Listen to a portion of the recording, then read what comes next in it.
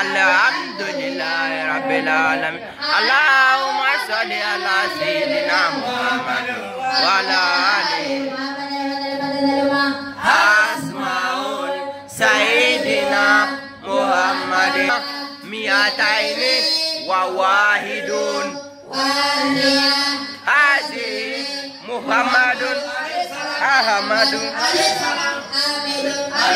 Mahmudun